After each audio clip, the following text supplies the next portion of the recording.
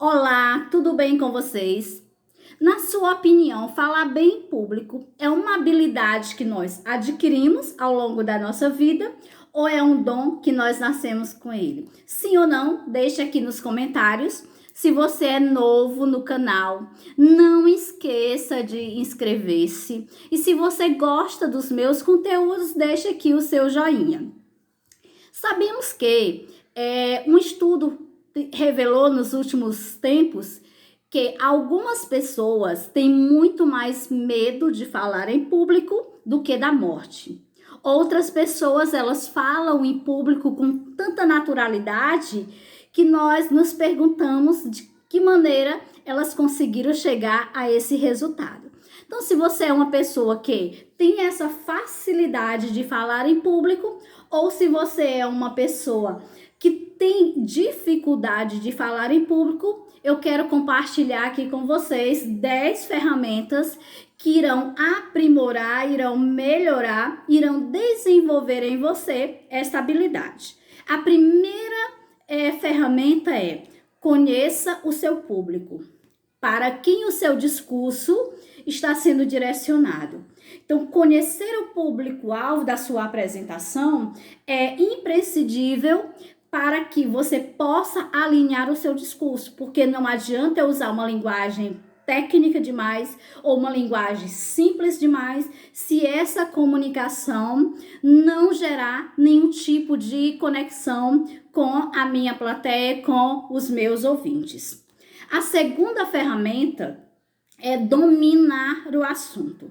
Você domina o assunto do qual você vai falar? Então, ter esse domínio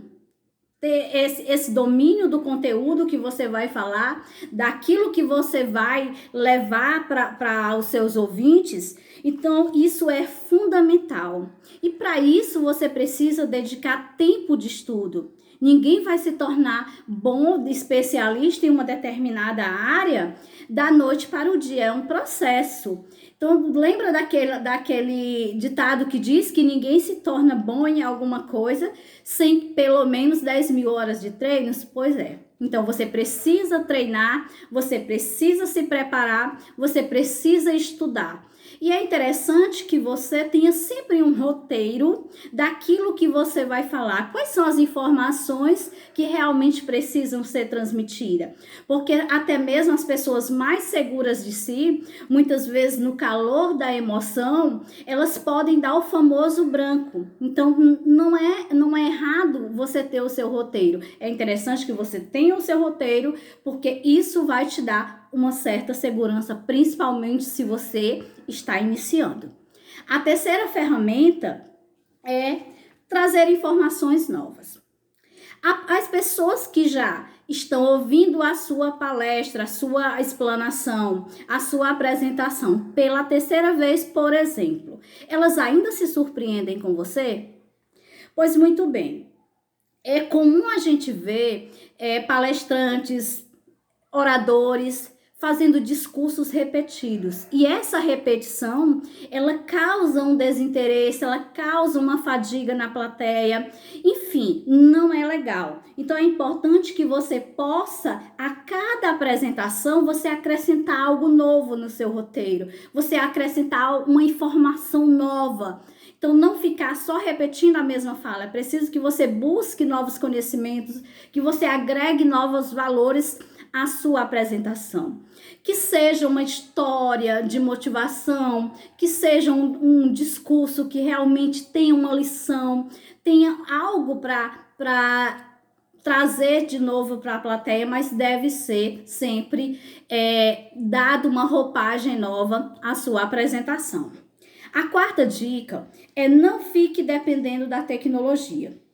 Tudo bem que você preparou um material maravilhoso para o dia da apresentação, um conteúdo bem estruturado no PowerPoint, com aquela apresentação bem bacana, beleza. E na hora, lá o seu equipamento, ele deu uma pane, por exemplo, ou faltou energia. Então, o que você vai fazer? Você consegue conduzir a sua apresentação sem essa ferramenta? Por isso é interessante que tenhamos sempre o plano A e o plano B. Se uma ferramenta falhou, que ferramenta eu posso usar para substituir? Porque a apresentação ela precisa continuar. Tem uma técnica que não existe uma técnica mais eficiente. Não existe uma técnica mais eficiente para levar o público a ficar desinteressado pelo seu discurso do que você ficar lendo slide. Então, ter um slide bacana é interessante, é positivo, porém, evite e jamais faça a leitura do slide, porque as pessoas não aguentam, as pessoas não suportam esse tipo de atitude. A quinta ferramenta é ser claro e objetivo.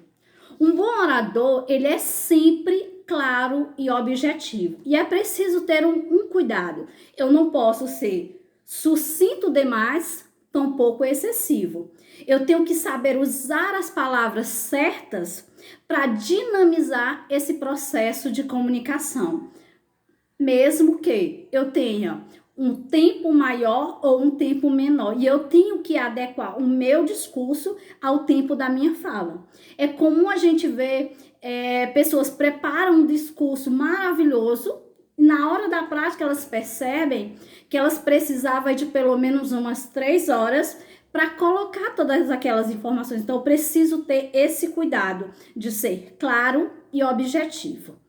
A sexta dica, a sexta ferramenta é: enfatize sempre os pontos importantes. Quando você vai montar o seu discurso, quais são os pontos mais relevantes da minha fala, do meu discurso, da minha apresentação?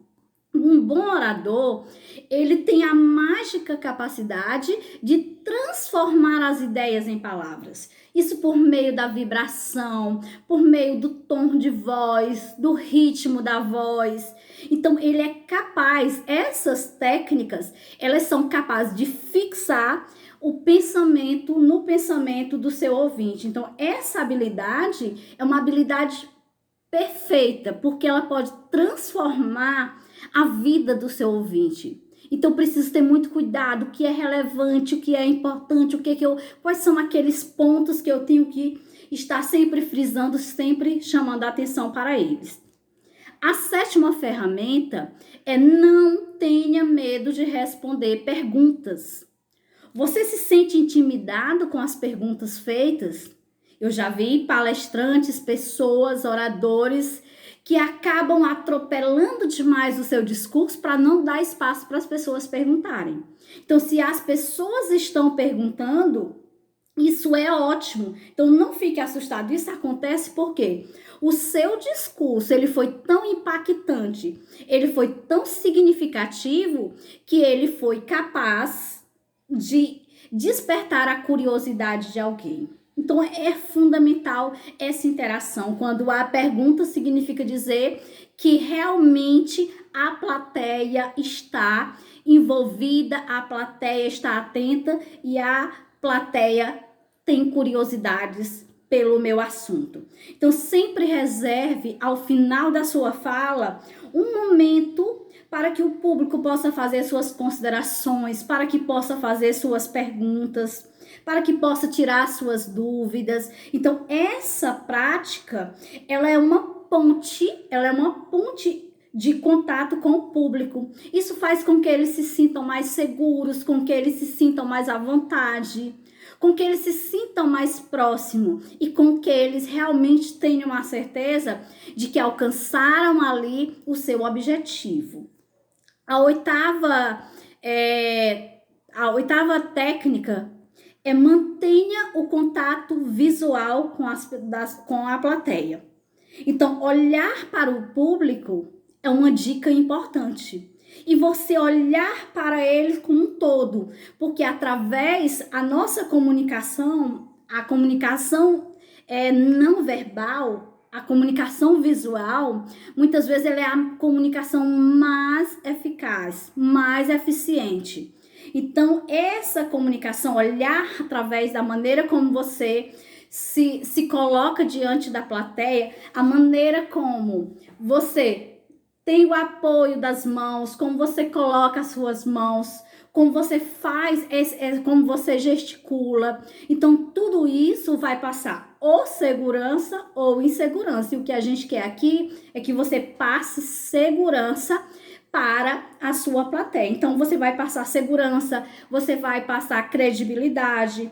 E isso vai gerar um sentimento de consideração pelo outro. Então, é importante estabelecer isso. E você procurar manter a visão voltada para o todo, olhar por todos os ângulos, porque muitas vezes a pessoa fica tão tímido, tão preso, que ele acaba focando numa pessoa, focando num ponto. Então, eu tenho que ter esse cuidado para distribuir a minha visão por todo o ambiente. A 8ª técnica é crie planos alternativos. Por que criar planos alternativos? Porque assim, de nada adianta você dominar bem o seu discurso, você estar preparado, você conhecer as técnicas, mas se você não estiver preparado para o imprevisto. Então, assim, durante uma apresentação, pode ser que imprevistos aconteçam. E é aquela coisa que eu já até falei anteriormente. Nós precisamos ter um plano A e um plano B. Porque nós não podemos decepcionar a plateia. Nós não podemos deixar as pessoas esperando que a luz seja restabelecida, que o notebook ele venha reiniciar. Enfim, que essas possibilidades elas sejam restabelecidas. Eu preciso ter ali de imediato uma solução, uma saída, de que maneira nós vamos sair. Então, é preciso estar preparado, mas estar sempre preparado para os imprevistos que podem acontecer. E a 10ª ferramenta, eu considero ela assim muito importante, é treine muito.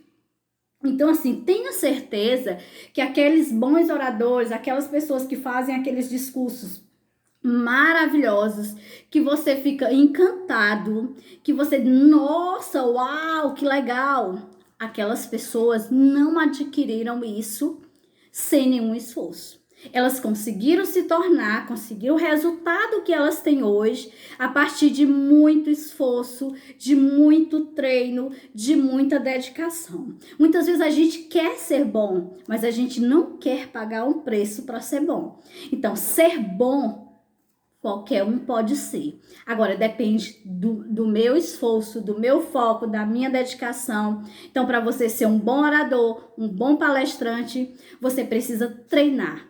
Tenha o conhecimento e treine esse conhecimento de todas as maneiras.